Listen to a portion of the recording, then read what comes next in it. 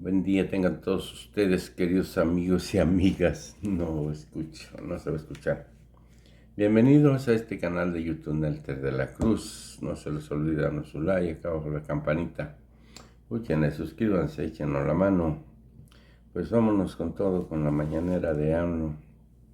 Vaya vaticinio que dio el presidente Adolfo López Mateos sobre la reforma, sobre los grandes hipócritas que iban a engañar principalmente a los panistas y ahora a los priistas. Es una vergüenza. El costo va a ser grande para esos desgraciados. El pueblo no se chupa el dedo. Se la van a pagar ahorita, se la van a pellizcar ahora en estas elecciones de junio. Vámonos con la siguiente pregunta sobre Ken Salazar, supongo. que fue corriendo ayer a Palacio por los dichos de López Obrador, que se inmiscuía con Estados Unidos con la reforma, haciendo cabildeo con los malditos traicioneros del PAN, y ahora se les unen los traicioneros del PRI, que mandaron por un tubo a Lázaro Cárdenas y a Adolfo López Mateo, y que ahora el Cuauhtémoc Cárdenas se le une a la mafia del poder para estar criticando a todo lo que hacen, que estuvo mal lo de revocación, que está mal todo, sabiendo que hay un precedente que se va a formar por parte de que el pueblo ponga y quite. Es maldito viejo, igual que yo.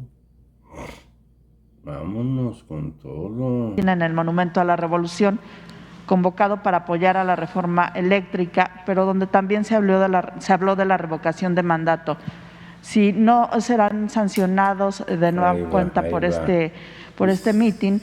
Justo ayer también se dictaron medidas cautelares para algunos integrantes de su gabinete por los actos de la semana pasada.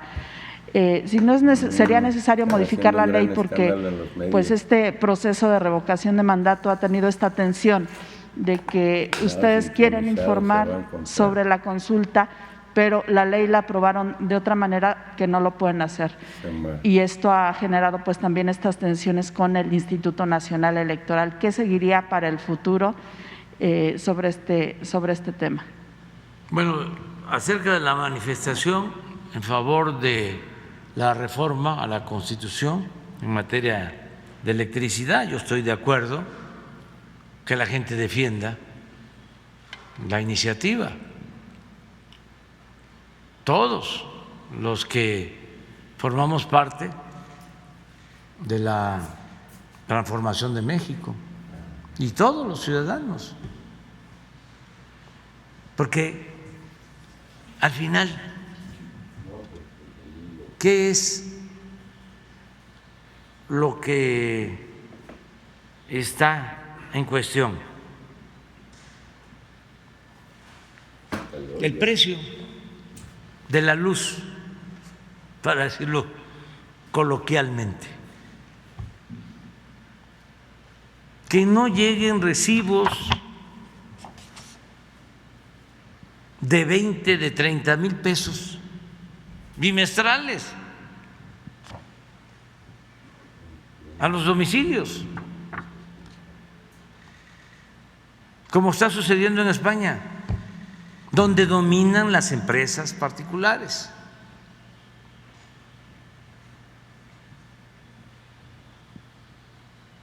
Voy a seguir diciendo, una familia en México paga 10 veces menos por la luz que lo que paga una familia en España. Y esto sucede porque en España privatizaron todo el sistema eléctrico y son las empresas las que dominan. Es Iberdrola. ¿Y saben qué hace Iberdrola? que también lo hizo aquí, pues es el que elabora las leyes, Iberdrola. Él pone las condiciones y coopta, para decirlo con diplomacia, a los legisladores para que se aprueben esas leyes. Y no solo eso, si hay políticos famosos de izquierda o de derecha, los contrata para que trabajen con ellos y los usan como agentes de relaciones públicas, se llaman lobistas.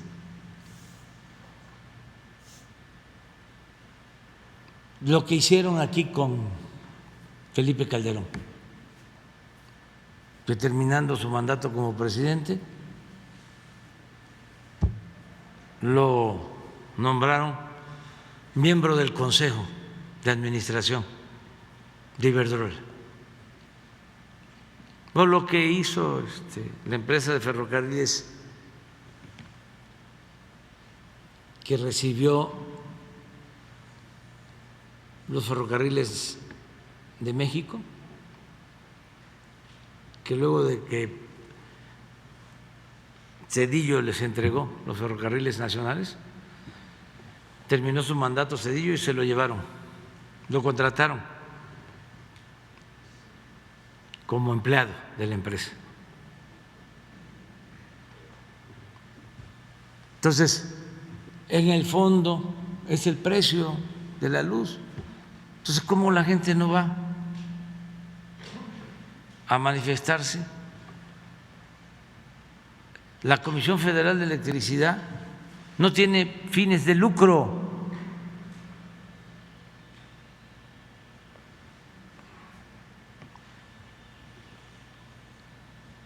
Esta es la esencia del debate. Por eso también lo que hoy se va a resolver en la Corte, si es inconstitucional la ley que se aprobó en el Congreso. ¿Para qué se aprobó esa ley en el Congreso? Para que, entre otras cosas, se corrija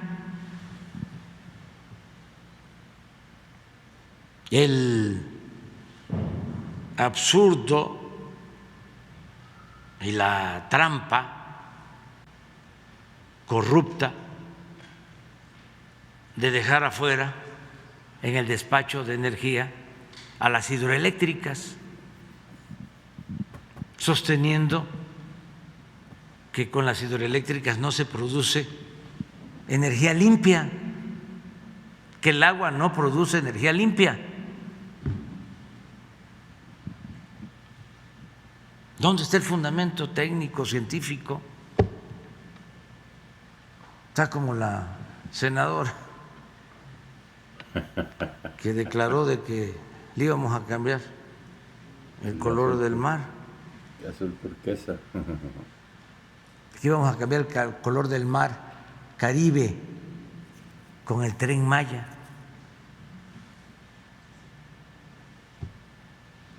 Panista. Es que el conservadurismo es de lo más dogmático que puede haber. ¿Algún último planteamiento? Se trató el tema, pero ya ellos saben que esas son decisiones nuestras.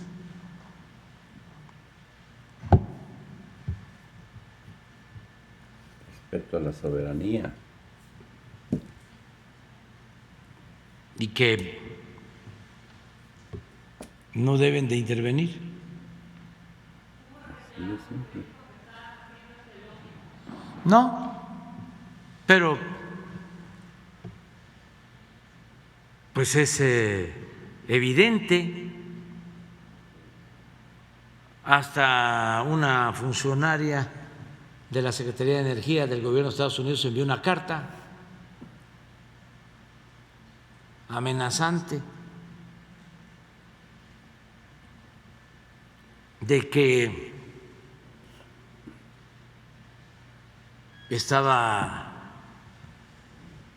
estábamos con la iniciativa violando el tratado, cosa que no es cierto. Además, eso también se los dije al señor Kerry, muy respetuoso, y se lo he dicho a quienes hacen este planteamiento, de que en el tratado hay un capítulo que obliga a los gobiernos a no permitir la corrupción. Y si nos vamos a tribunales internacionales, vamos a tratar el tema de los que están apoyando lo ilegal por motivos de corrupción. Y tenemos las pruebas.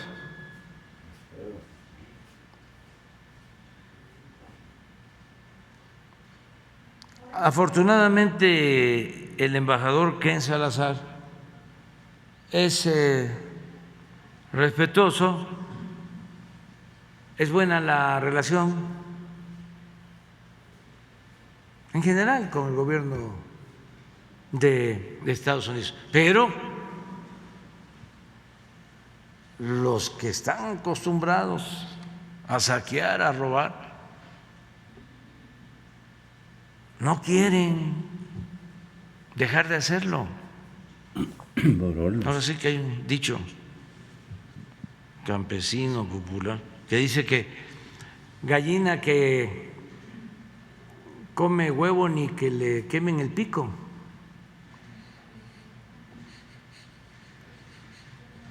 Los panistas. Gallo también, ¿no? Ahora los priistas. Los domina la ambición, no tienen llenadera.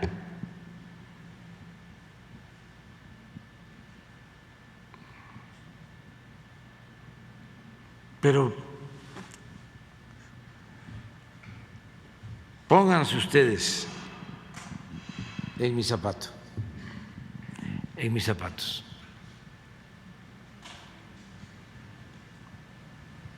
¿Qué tenemos que hacer? ¿Para qué estamos aquí? Para el regodeo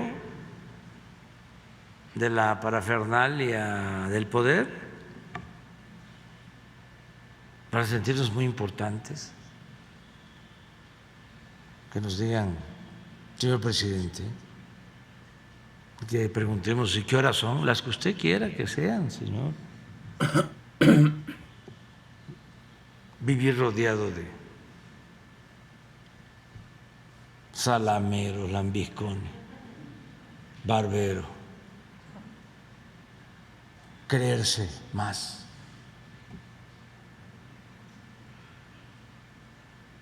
Vivir acomplejado,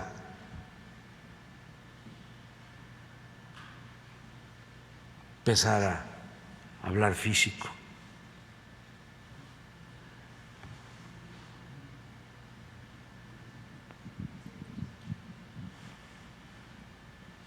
Hacer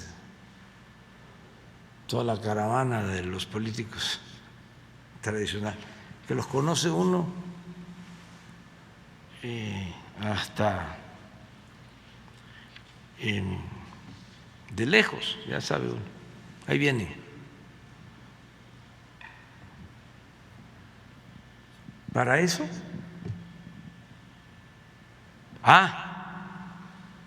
para enriquecernos,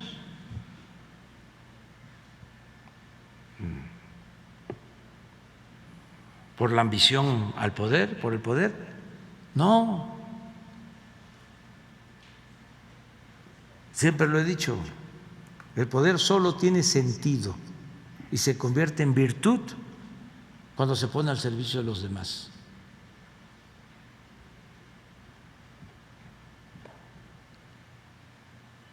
Entonces, estamos aquí porque representamos al pueblo de México. Muchos mexicanos, millones de mexicanos, nos apoyaron y nos siguen apoyando para llevar a cabo una transformación que era necesaria, que urgía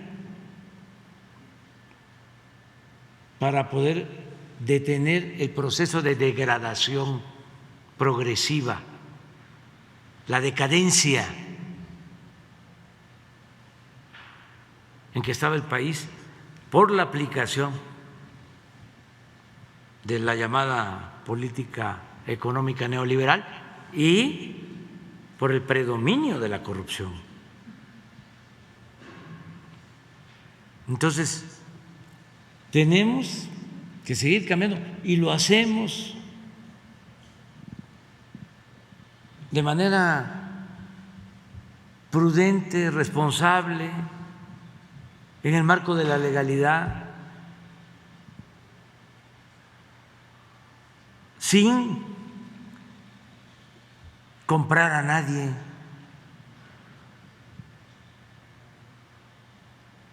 Porque si fuésemos corruptos, pues le haríamos igual que como le hacían antes. Se va a aprobar una reforma constitucional a repartir moches.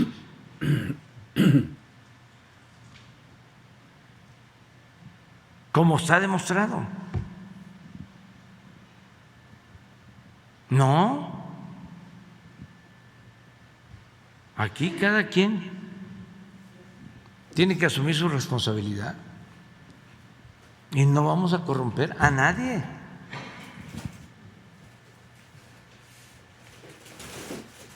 Al contrario, vamos a seguir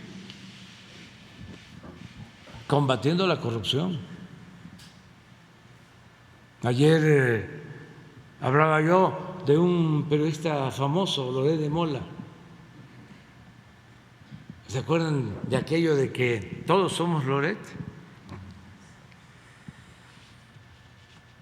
Hablaba yo de que tenía inexplicablemente muchísimo dinero, una gran fortuna.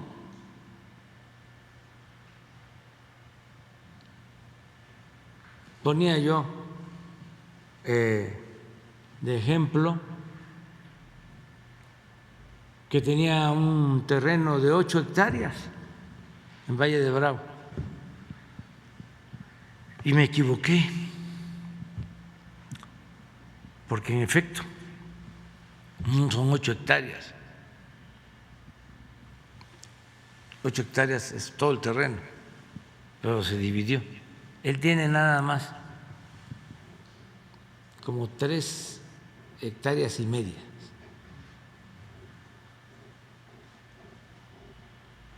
Como 35, 36 mil metros cuadrados.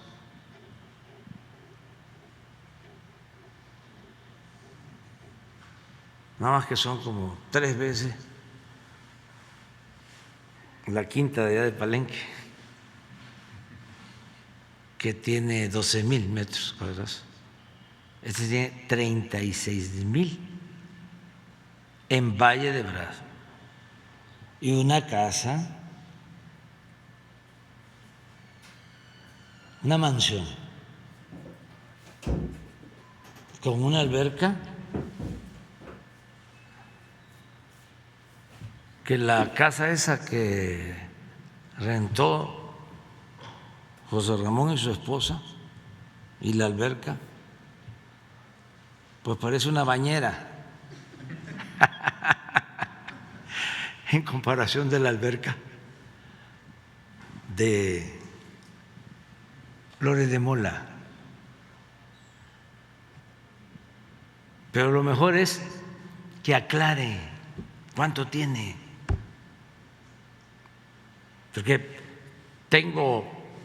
Porque aquí llega información, tengo una factura de un departamento que compró,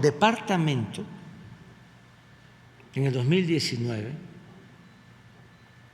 cuyo notario fue un político salinista, Morales Lechuga. ¿Saben cuánto pagó? En el 19, hace 2 años y medio, 3 años, 24 millones de pesos. ¿Cuánto vale un departamento del Infonavit? 501,000 pesos. ¿Cuánto? 501,000. 500, bueno, sí. Aquí estamos hablando de 48, se aventó una unidad habitacional completa. 24 millones. Y ese sí tengo la prueba. Para que no diga que no, ese sí me llegó y voy a poner las dos. Sobre el departamento de Miami, fue una investigación periodística que ya los periodistas se van a hacer cargo de dar a conocer todos los elementos. Y sobre los 13 departamentos, además,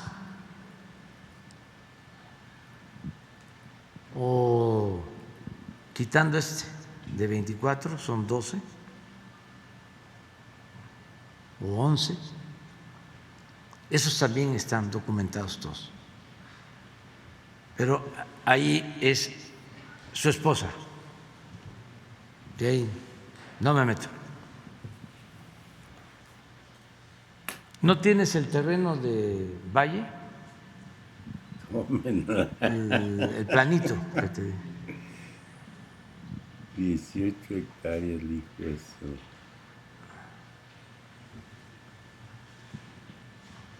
Un pueblo completo. Y sí, no me equivoqué en el valor, porque esa casa debe de valer de 100 a 120 millones, la de Valle.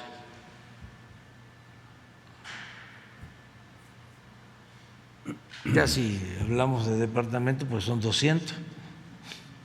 200 más, ¿cuántos dijimos? 48. Sí, sí es una unidad habitacional. Y bueno, está bien. Que lo haya hecho con... Yo no tengo nada en contra de quien con esfuerzo, con trabajo, de conformidad con la ley, logra un patrimonio. Merece respeto. Yo estoy en contra de la riqueza malavida. Estoy en contra de la corrupción. Siempre he estado en contra de la corrupción. Y no todo el que tiene es malvado. Aquí es, ¿cómo? Con el noble oficio del periodismo, acumular tanto dinero. Y además, situarse como juez.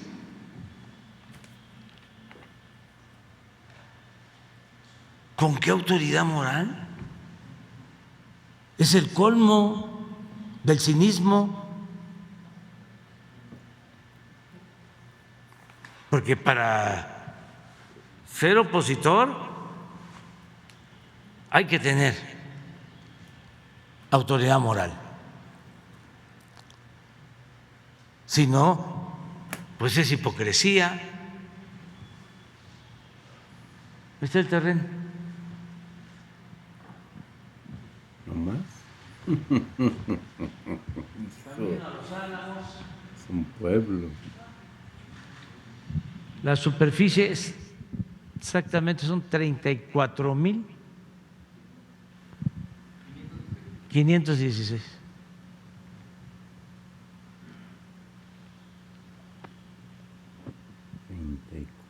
Metros cuadrados más. Y es que era un lote, por eso hablé de 8, pero está dividido. Era porque todo esto es historia del señor Limón, que fue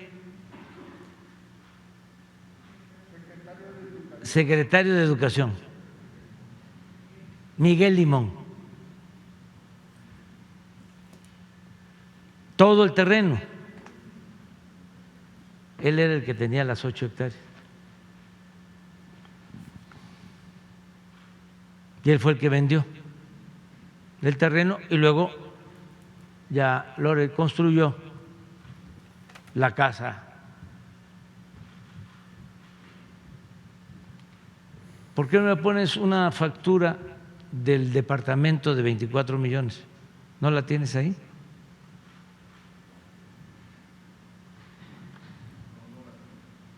Bueno, mañana. Ahorita. La del departamento de 24 millones, cuya escritura hizo el señor Morales Lechuga, también procurador con Salinas de Gortari. Miguel Limón, lo recuerdo porque fue primero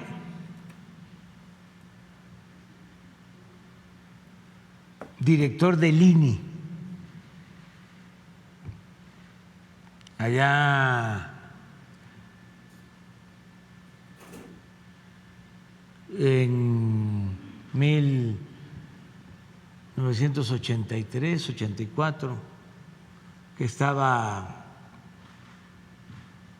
Miguel de la Madrid. Y lo recuerdo porque yo fui director del INI en el sexenio anterior y dejamos una radiodifusora, entre otras cosas, XENAC, La Voz de los Chontales, y la cerraron porque la tacharon de subversiva.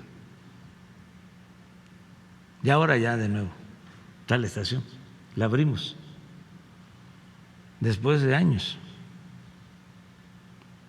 una estación bilingüe de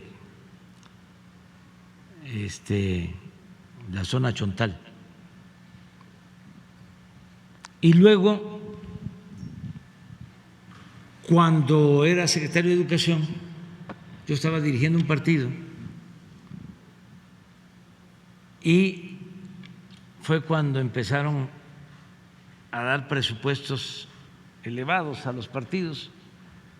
Estaba Zedillo de presidente y ese partido que yo dirigía, el PRD, recibía creo que 3 o 5 millones al año, y de repente con esa reforma que se aprobó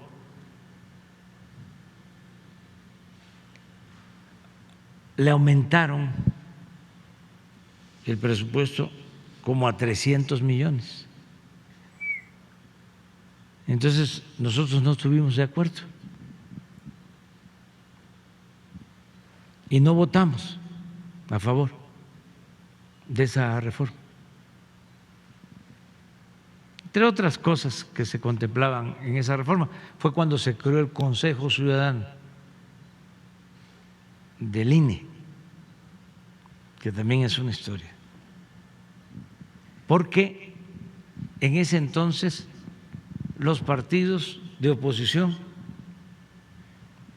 no podían ni pagando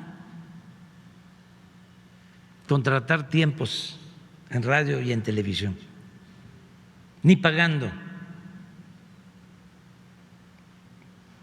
En esa mesa de negociación nosotros exigimos que se abrieran los medios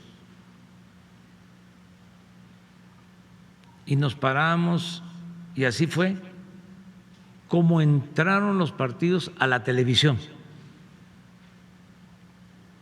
porque no se permitía. Bueno, el caso es que no votamos por la ley y me dijo Zedillo, ya le voy a ver cobrando el dinero. Pues no me va a ver cobrando el cheque, porque imagínense, de 3 millones a 300. Entonces reuní a los dirigentes y les dije, nosotros no vamos a usar este dinero, ¿qué hacemos? Entonces decidimos utilizar el dinero en 3 programas. Uno, entregar los libros de secundaria a los estudiantes, entregarlos de manera gratuita, porque en ese tiempo no eran gratuitos los libros de secundaria, se tenían que comprar. Todos se compraban. Y empezamos entregando los libros en donde nosotros gobernábamos, en los municipios donde nosotros gobernábamos. Y ahí se usó una parte del dinero. Otra parte fue un fideicomiso para viudas y huérfanos, porque también se tiene que saber, esto los jóvenes, de que en la lucha por la democracia muchos perdieron la vida, sobre todo en el 88 y durante el gobierno de Salinas. En Michoacán, en Guerrero, en muchas partes. Entonces quedaron viudas, quedaron huérfanos, y con ese dinero se creó un fideicomiso para entregarle apoyo a viudas y a huérfanos.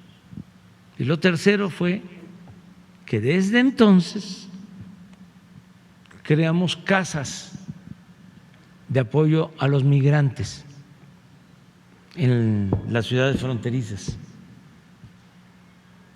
Bueno, ¿qué creen que pasó? ¿Por qué lo de Miguel Limón? Que como en los libros se le ponía que era un donativo, pues nos acusaron de que estábamos haciendo propaganda, lo mismo, ¿no? Esto es como las figuritas, ¿no? Dice uno, esta ya la tengo,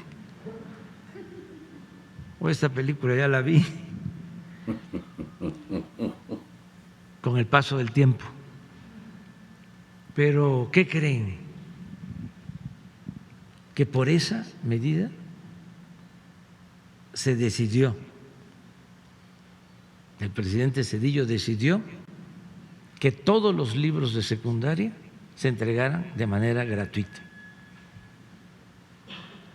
Se logró eso. A partir de entonces, ya los padres de familia no tienen que comprar los libros de secundaria. Entonces,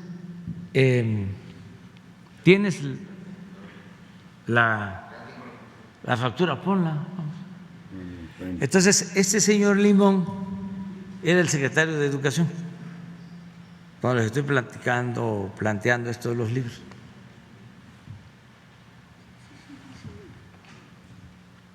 Esta la vamos a dejar, 24 millones el departamento.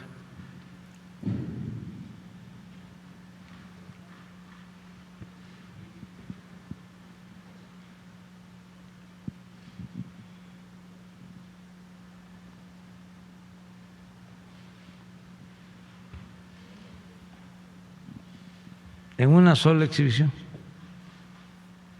Ignacio Morales Lechuga.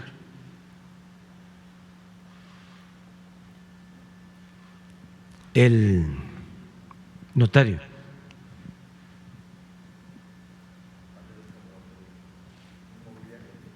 Ah, sí, ¿a quién le compraron, no?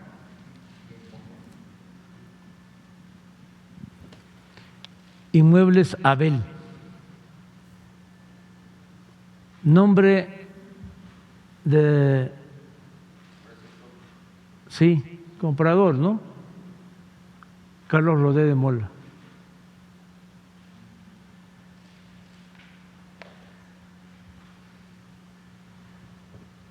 ¿Es Álvarez? Sí, no vaya a ser otro.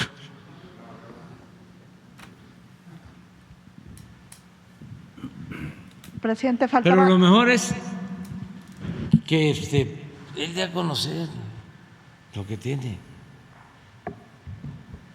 Y no es nada personal, es nada más cero corrupción. ¿Y por qué los servidores públicos, solo ellos, tenemos, y qué bien que así sea, que presentar nuestros bienes? Y ojalá y se transparente todo lo que tienen las grandes corporaciones. Y más los que están vinculados con lo público. Porque ¿de dónde vienen los ingresos de periodistas así? En una buena cantidad son de origen público. Entonces, transparentar todo. Y nada de corrupción, sea quien sea, porque eso es lo que nos va a ayudar a sacar adelante el país. Porque, repito, ese es el principal problema de México, la corrupción política. Ese fue por siglos. Bueno, desde que llegó Cortés, el mismo Bernal Díaz del Castillo, en su Historia verdadera de la Nueva España, describe de cómo se roban los invasores españoles el tesoro de Moctezuma, y los soldados de más rango empiezan a quedarse con partes del tesoro. Eso lo cuenta, ¿verdad? Y dice, ya cuando lo repartieron, no era nada, ya se lo habían robado. Y durante la colonia imperaba la corrupción. 2 veces quemaron este palacio y fue por corrupción, que se peleaban el virrey con el arzobispo por los negocios.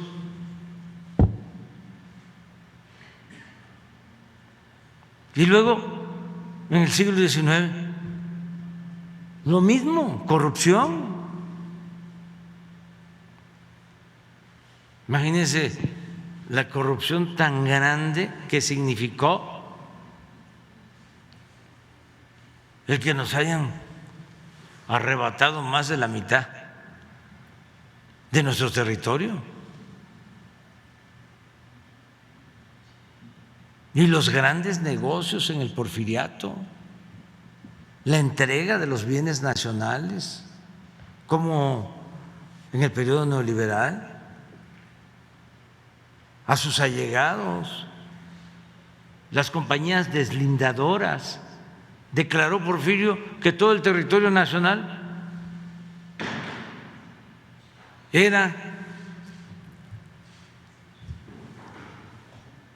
público, que eran terrenos nacionales, y los puso al mercado y los vendían pues a muy bajo precio a sus allegados. Pero además, las compañías que llevaban a cabo el deslinde de grandes cantidades de terreno que ni siquiera usaban teodolitos, no hacían mediciones, no deslindaban nada, sino era todo por cálculo, porque estamos hablando de 1 millón de hectáreas, de 2 millones de hectáreas. Bueno, por ley, a esa compañía, siempre vinculada a Porfirio Díaz, de los científicos, abogados famosos, cercanos al poder, les entregaban una tercera parte de lo que deslindaban. Si era 1.333.000 hectáreas, y tenían derecho a comprar el resto a precios bajos. ¿Qué produjo esto? Pues una gran acumulación de terrenos en pocas manos, grandes latifundios.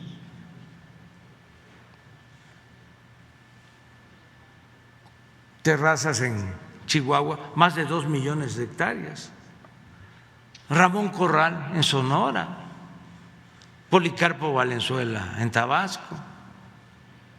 Estamos hablando de grandes extensiones, por eso decían, Terrazas es de Chihuahua. No, Chihuahua es de Terrazas. Entonces viene la revolución, se piensa, ¿no?, que se iba a enfrentar el problema de la corrupción. No, no pudo la revolución con eso. El mismo Obregón contaba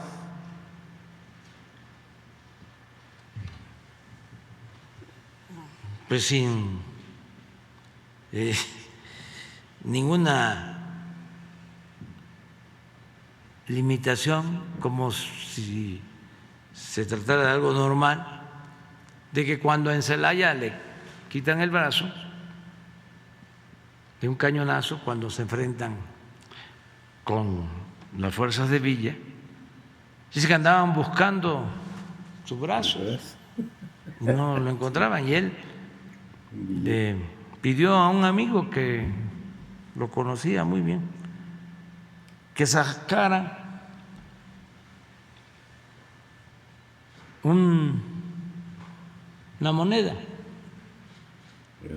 tenía un nombre, un azteca, y que donde se había dado el encuentro, la batalla, el enfrentamiento, lo paseara así, el azteca. Y dice que Obregón lo comentaba, que se hizo el milagro porque empezó el brazo.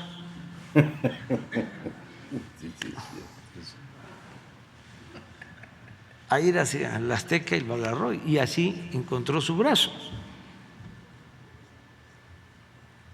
Y hay historias, ¿no?, de corrupción narradas pues por los grandes historiadores. Don Daniel Cosío Villegas decía en un extraordinario libro que lo recomiendo, un ensayo, para los jóvenes, porque es vigente, que se llama La Crisis de México.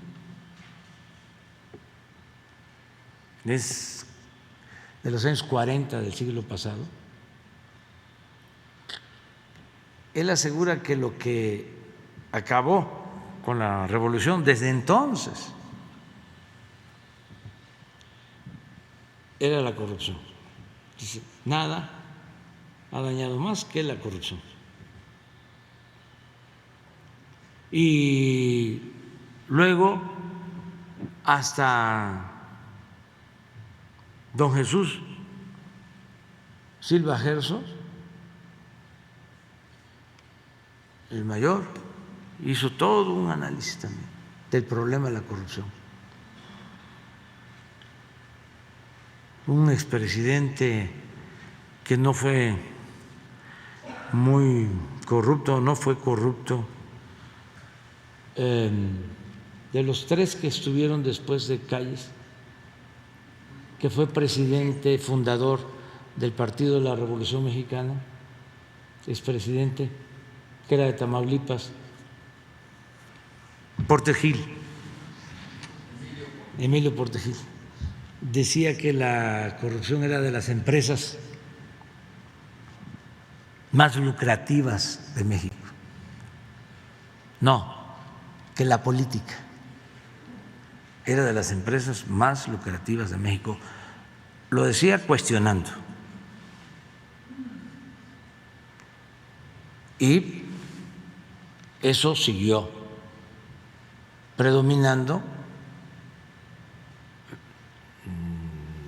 Don Jesús Silva Gerso decía que era una curva ascendente, ascendente, ascendente, que llegaba hasta un sexenio que no voy a mencionar ahora, y que después con Ruiz Cortines había iniciado un descenso, porque también don Adolfo era honesto. Don Ruiz Cortines. Y pues de ahí vinieron cosas que ya ustedes saben, que aquí hemos repetido, ¿no? Cuando escribe sus memorias,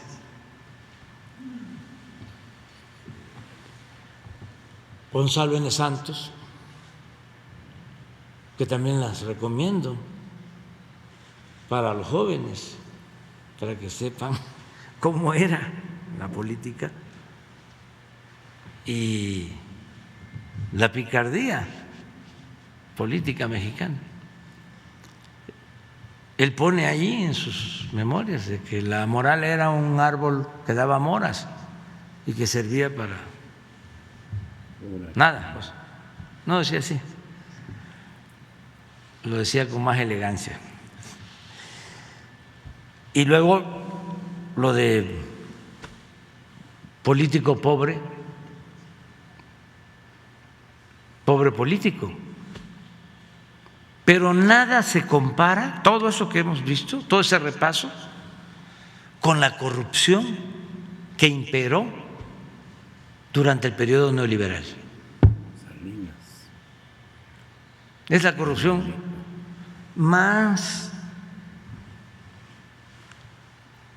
indignante, rapaz, en toda la historia de México.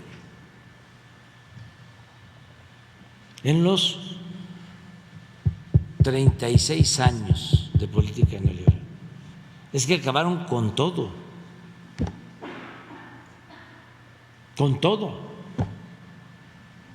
y superaron a Porfirio Díaz en saqueos, en entregas de bienes de la nación.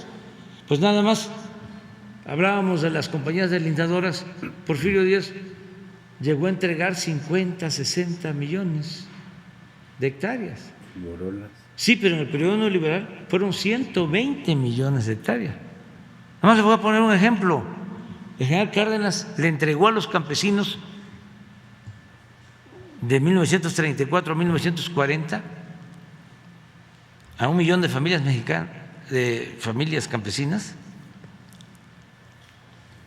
18 millones de hectáreas.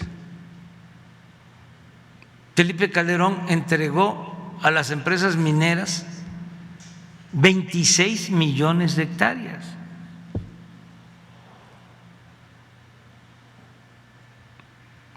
Y todo se entregó a particulares. Afortunadamente no les dio tiempo de llevarse todo. Es como el que asalta un banco y entra a la bóveda y empieza a meter los billetes, las vacas de billetes, en un costal y suena la alarma y tiene que salir y deja tirado ahí. No se lo lleva todo. Así fue. Los ladrones. Y fíjense lo que estamos haciendo entre todos los mexicanos. Con lo que no se llevaron, con lo que no alcanzaron a llevarse, estamos sacando adelante a nuestro país. ¿Y por qué? Porque México es único por su potencialidad económica. Pues todavía hay oro, todavía hay plata, hay cobre, hay bosques, hay selvas, hay petróleo, hay gas. Y la mayor riqueza de México, su pueblo, que eso es importantísimo, la grandeza cultural de México. Eso nos distingue de otros países, porque los pueblos que tienen un antecedente de predominio cultural, de haber heredado tradiciones de las grandes civilizaciones, tienen muchas posibilidades de salir adelante. De ahí dimana el amor por el trabajo del mexicano. Mexicano contrario a lo que piensan los conservadores, ¿no? Porque un conservador tiene esa idea. Ahora ya no lo dicen porque también son muy hipócritas, pero sí lo piensan, que el que está pobre es porque no trabaja. Ahí está el ejemplo de los migrantes. Imagínense cuánto están mandando a sus familiares. Más de 50,000 millones de dólares allá, donde hay oportunidad.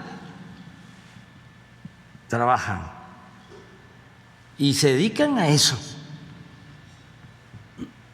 a trabajar día y noche.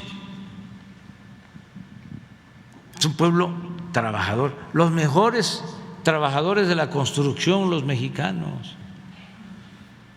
Pues por eso salimos y enfrentamos todas las calamidades: